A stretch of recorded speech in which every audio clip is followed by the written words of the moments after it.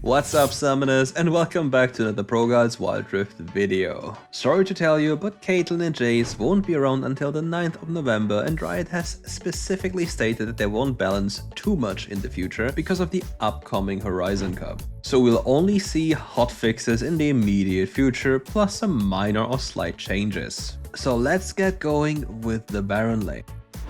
For the S tier, we have the Malphite. Malphite is one of the safest laners you can go for. Whatever lane you're in, you can always press your first ability and speed off into the sunset. He's not the most strongest champion, but he's really an underrated one, especially if melee champions try to fight with you. They really underestimate the power of your attack speed slow and your auto-attack reset on your second ability. On top of that, its damage is not really low and your shield is also quite helpful. But speaking in a more meta sense, whenever the enemy team features a lot of physical damage carries, you can almost always lock in the Malphite, similar to the Rammus by the way, and threaten them with your ult and overall tankiness. If you really want to mind game them, you can go Proto Belt and just bait them on cooldown. The better they are, the more likely they are to respond to your Proto Belt with their flash ability. But the biggest takeaway from the Malphite in the Baron lane is him being so unbelievably easy to play and so effective in what he's doing.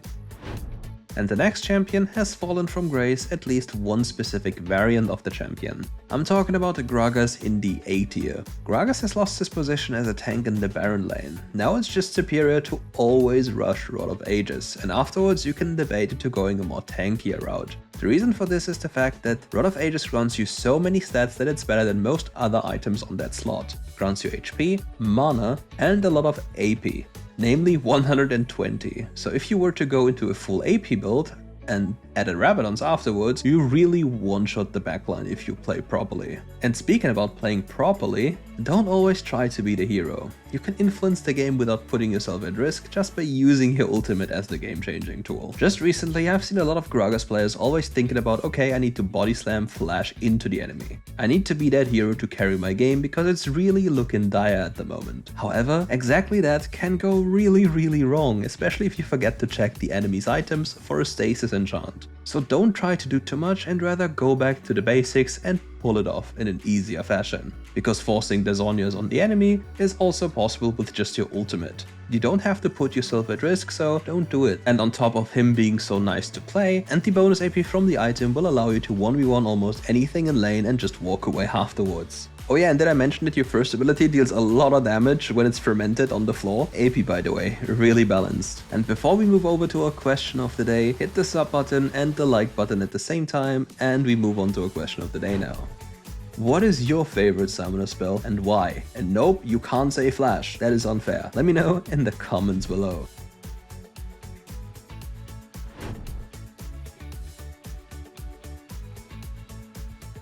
And since we're done with the question of the day in the Baron lane, it's time to move over to the jungle role.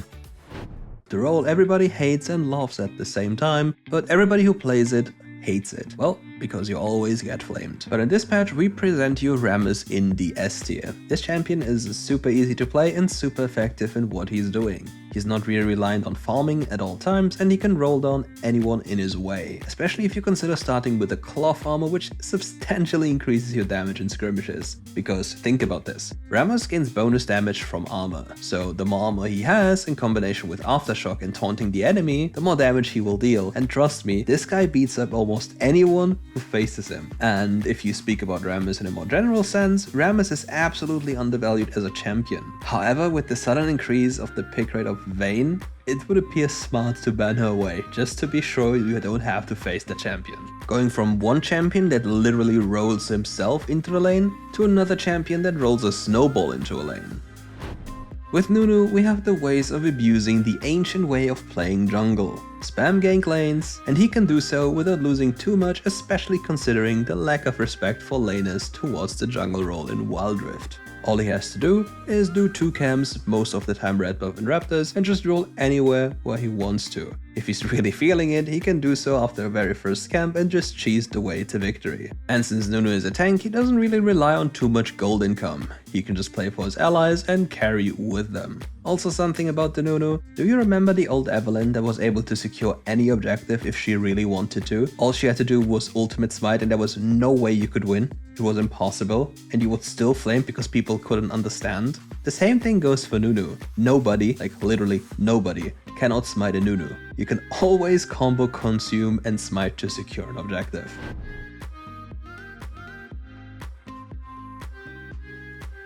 And now let's move over to the victim role of the jungle role, the mid laners.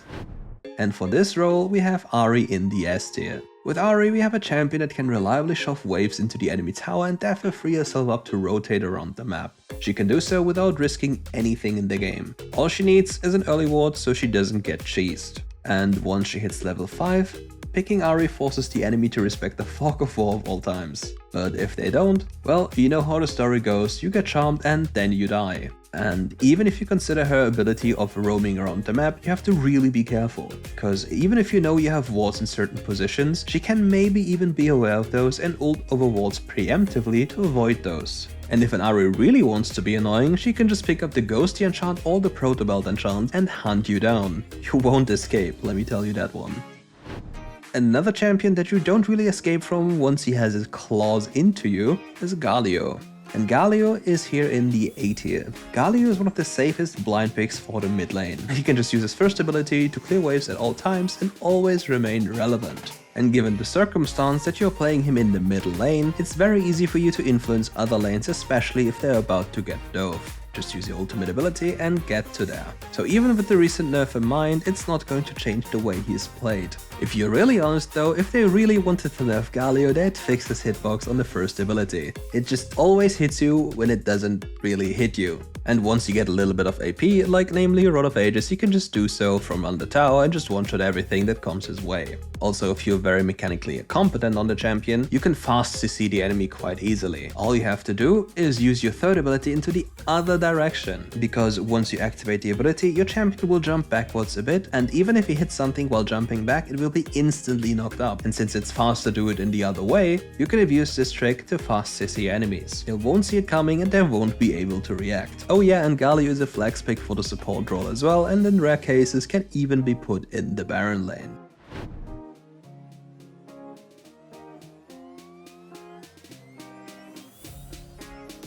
But now let's move on to the AD carries. And for the A tier, we have Misfortune. The laning of Misfortune is absolutely broken. She forces you to stay away from minions unless you want to get poked continuously. So let's imagine a lane when you're playing against a Thresh and an MF. One forces you to stay inside our minions and the other one forces you to stay away from minions. So with this kind of issue, you can almost imagine what is about to happen very soon. And all the MF has to do in this lane is wait for the enemy to approach CS and then just bounce the first ability into their face and, well, repeat this a few times and then they'll die. And one of the next greatest assets of MF is the fact that even if she's behind, she can influence fights. And it is all thanks to a huge zone control when she combines a third and ultimate ability. And once she completes the item Cyril's Grudge, even her ultimate is slowing automatically, which means if the enemies are caught inside of it, they'll be slowed and really riddled with bullets. And trust me, she hurts with those. And in addition to this, MF can take a lot of recalls. Her second ability grants her a lot of movement speed, so even if the wave is in a dire state, she might just reset and walk back to lane. Annoying champion. And the next annoying champion comes in the form of Varus. And Varus is one of the only AD carries in the game that can sit on the bot lane without having a support to babysit them. All he has to do, or all he can do in those instances, is clear the waves indefinitely on cooldown from range. Nothing can really stop him from doing so, which is one of the biggest takeaways if you want to think about playing Varus. Because just imagine a world where you're not completely reliant on your support not being AFK. And another neat thing about the Varus is the fact that he can be played in multiple ways. Number one, the AP version to one-shot tanks due to his insane scaling, and the other version, the lethality build to destroy squishy targets. Both are more than a valid option for you, so just pick what you think is best on a game-to-game basis. However, don't forget, Lethality Varus does nothing into tanks. You literally heal them with your first ability. And now, since I've already teased our support players, now let's move on to the support tier list with Veigar in the S tier. Veigar is one of the most obnoxious, if not the most obnoxious champion to deal with. The reason for this is that his cage as a tool is just too much. It provides too much value in a fight and zones people indefinitely. And once they're caught, well, they have to use their summoner spells, and if you think about this, they won't have their summoner spells as often as you'll have your cage, and then well, every time you place your cage, you'll get one, and at some point they'll run out of them and then they'll die. Very interactive, I know. Next to this, he can also stonewall lanes by being unable to kill thanks to his cage again. Crazy, right? And even better is the fact that Veigar scales infinitely into the later stages of the game. Every single assist or kill grants him at least 5 bonus AP. If he hits an enemy with an ability, he also gets more ability power. So as the chaos continues to unfold, Veigar will get more and more AP, which then scales with the Rabadon's death cap, and then he'll one-shot you. On the PC version of this game, there are multiple or not millions of Veigar clips who one-shot 80 carries with just his ultimate alone from 100 to 0. I can't wait for this to happen in this game. 80 carry players, beware. And from one obnoxious champion we go to another obnoxious champion, to Lux in the A tier. Lux is still an absolutely underrated champion. Just by spamming her abilities in fights, for example a shield, she can provide insane value. If you for example take the current support items into consideration, she provides insane buffs to her teammates on little to no cooldown.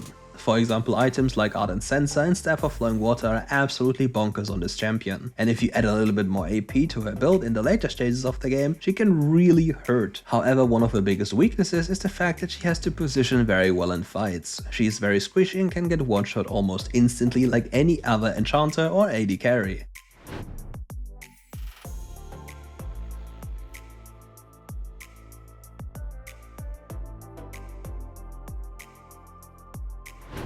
And with all that said, that's it for today's video. Leave a like, subscribe to the channel, and thank you all for watching. See you tomorrow for another ProGuides Wild Rift video.